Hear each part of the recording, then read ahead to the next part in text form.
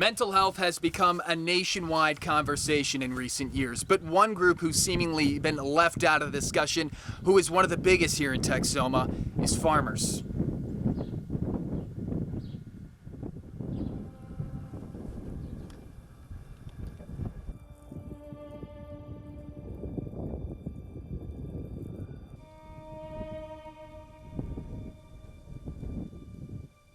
For an issue that is so prevalent in the agricultural community and in rural communities in general, as mental health struggles are, it's crazy that we don't talk about it more. Stress on farm is always. There is never a time when a farmer doesn't feel stressed. The silence is what's killing people.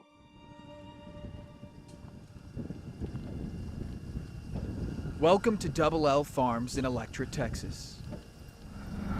So there's what we're facing in the ag industry right there. Dry ponds. Kenneth McAllister has been helping his family run the farm since the 80s. They focus on cattle, wheat, and cotton. And like many others across the state, the recent drought is not only threatening profits, it's threatening well-being. Go back to the stress life. What do we do? Finding out what to do. It's a path that has a variety of twists and turns.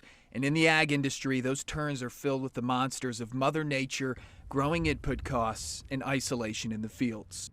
Mentally wise, I just, you kind of grow accustomed to it, you know. Yeah. It's part of the life, I mean, you know.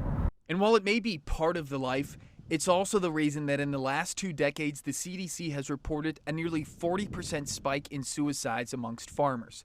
That pressure is only growing with the rising cost of inflation. It's something Francisco Abello pays close attention to in relation to Texoma. Abello grew up working on farms in Argentina and now serves as a district economist for the Texas A&M AgriLife Extension Office in Wilbarger County.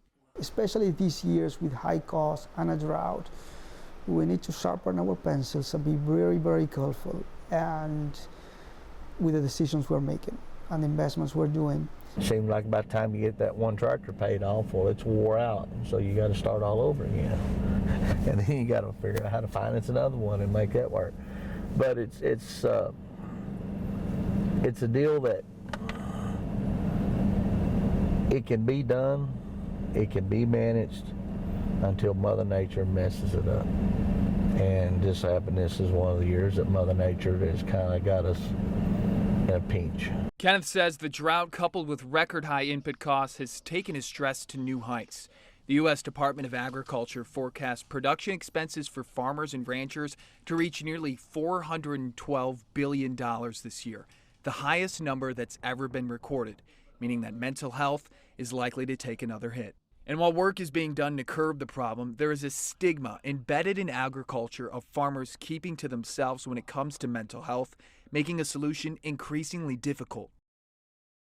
But I mean, is it tough to have to follow that stigma? Because I'm sure, you know, there's times you want to explode, especially with what's happening now. Yeah, we all got our own ways of exploding. We got our own ways of doing crazy shit, okay?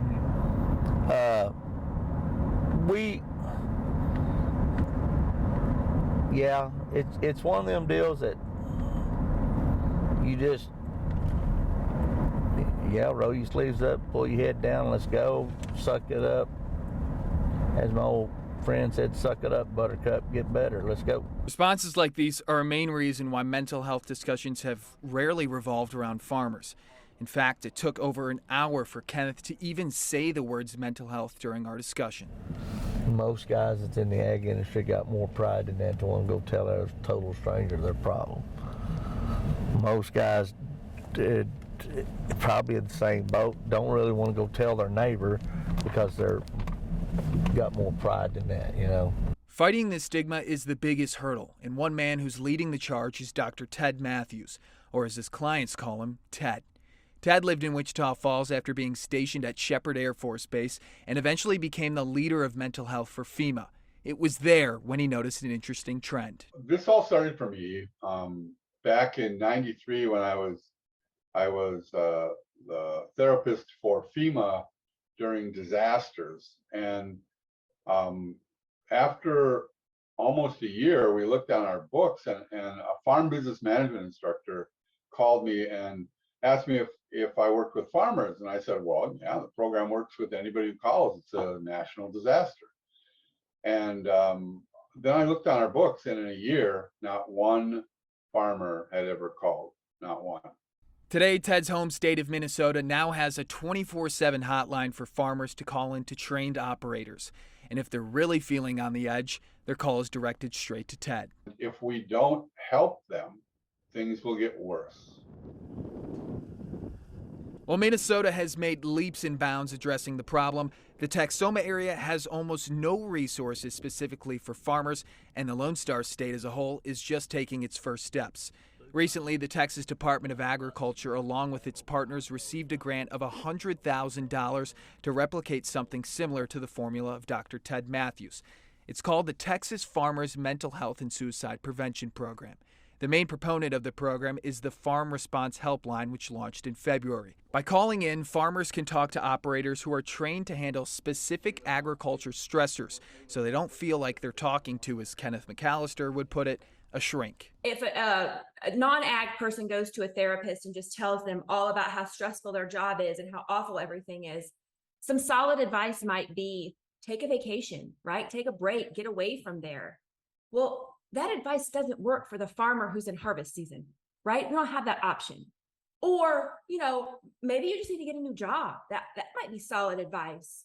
That may not work for somebody who's got the family farm that's been there for 5 generations, right? And they're trying to keep this legacy going, and they have all that pressure. Yeah. I would say somebody to comprehend all that and put it all together and say, hey, this is your best solution, You need a farmer who also happens to have a PhD in psychology. There you go. And I don't know many farmers that got a PhD in psychology, okay? The farmer with the PhD eventually became a running joke between Kenneth and I. But it highlights the biggest problem with farmers' mental health. If you can't understand me, then why should I open up at all? Stress in life is created by, we're worried about who thinks what, I mean, I'm worried about so-and-so knowing what my business is. And honestly, I mean, that's been a problem in the ag industry. For the partners of TDA, the hope is to expand the mental health and suicide prevention program, focusing on early intervention. But $100,000 can only do so much right now. Even with an increase in funding, the only way to stop the stigma surrounding farmers is to break it down within them. I can't get to the doctor's office, or I don't have access to a doctor. I'm not going to seek care because I'm worried about what my neighbors in my community are going to think about me. And that to me is just like, that's what frustrates me the most. And if I could change one thing, right now, that would be it. But if people are still too embarrassed to seek out help, no wonderful program, no perfect hotline will make any difference. But opening up can make a difference. In my day with McAllister, we talked about everything from the wild stories he had as a teenager to the sudden death of his son and how he got through it. Our day ended with a tour of his dad's 1957 Cadillac, a smile from Kenneth and a firm handshake to go with it. But like anything in the life of ag, smiles are short-lived. 9 days after our meeting, Kenneth got word from his insurance agent that it would be cheaper to destroy his crops he worked so hard to grow and collect a claim rather than sell what came out of the drought. In a way, the drought we're seeing is a lot like the stigma farmers face. The possibility of growth is there, but the unknown farmers are so used to often destroys it. And without recognizing the problem in our community, silence will only persist. A man told me one time, you're the biggest gamblers in the world. The only guys I know that go put a $100 bill out there and hope when you come back, you at least get it back. You could either make the right decision and buy all the right stuff at the right time, or we could lose it all in a matter of a heartbeat.